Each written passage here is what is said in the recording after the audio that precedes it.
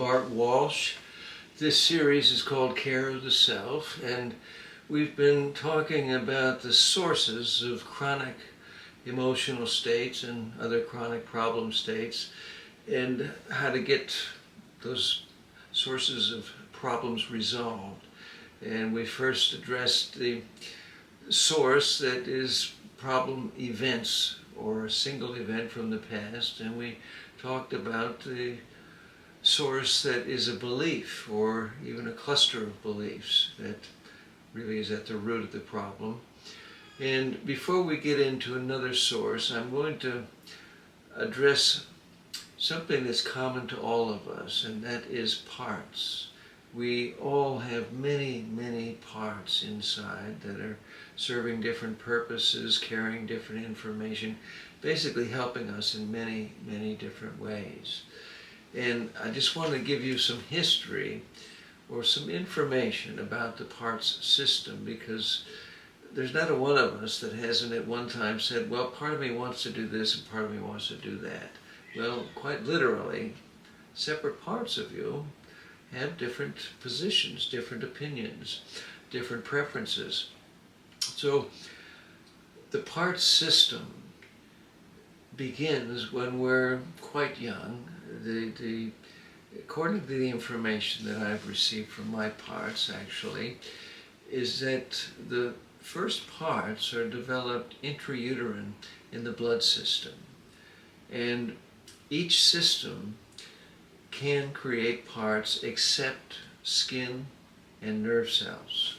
Those two systems just don't produce parts, but every other system is quite capable of producing parts. And once we're born, other systems begin producing parts. For instance, there's heart parts, there's lung parts, there's liver parts and bone parts, and on and on. And so the parts are basically developed to oversee the functioning of a particular system and make sure things are working well. So they're quite helpful in that respect.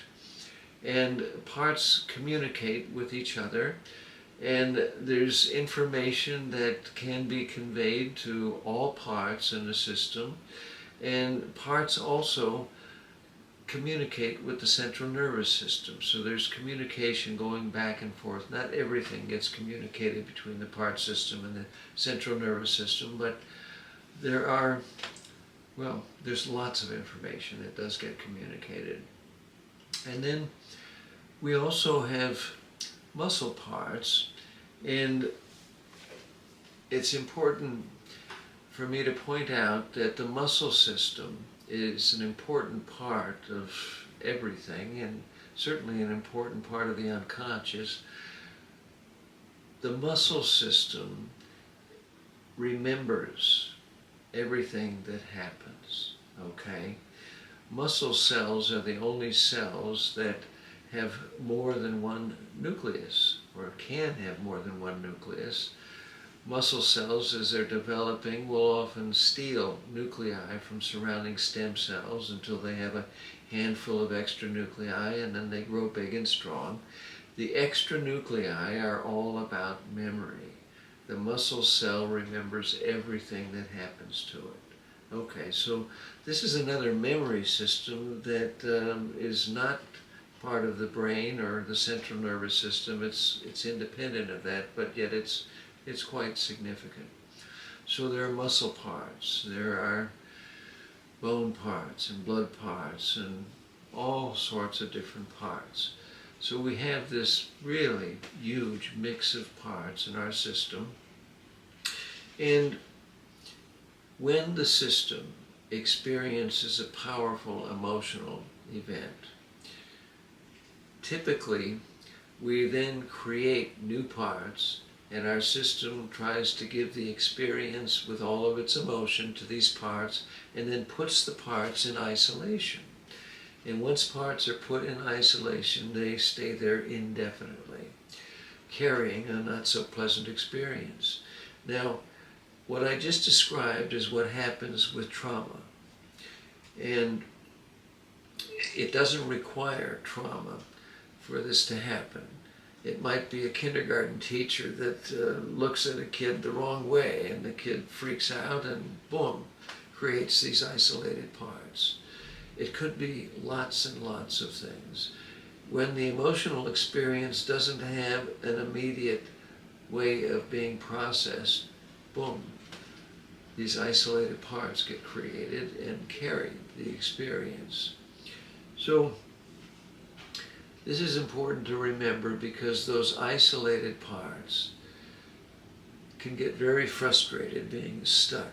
It's kind of like they're in jail with a bad experience and just stuck there indefinitely until someone like myself comes along, helps them get out of isolation. But isolated parts often will act out, like a 5-year-old trying to get attention.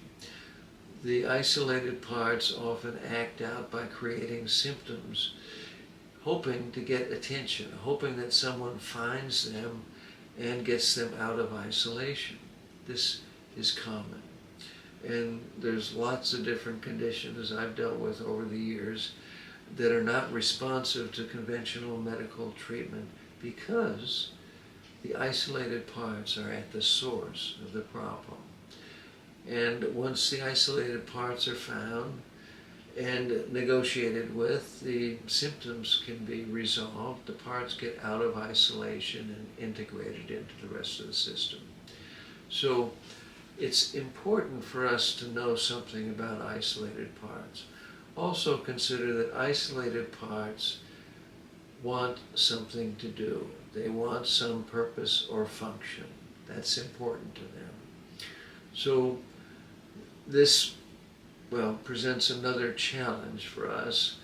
When parts come out of isolation, it's important for us to find something for them to do, a job.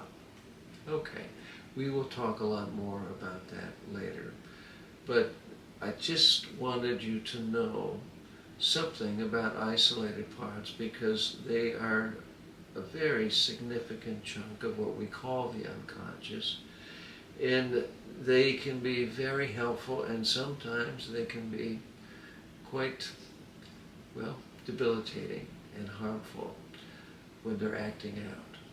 So, but the good news is they are responsive to logic, they can be dealt with, and they can be integrated in a very positive way. Okay, so that's it for isolated parts. And this information can be found in the Care of the Self Owner's Manual book as well. So we're going to get on next segment with a third source of chronic emotional states like anxiety and depression or other chronic problem states. So stay tuned.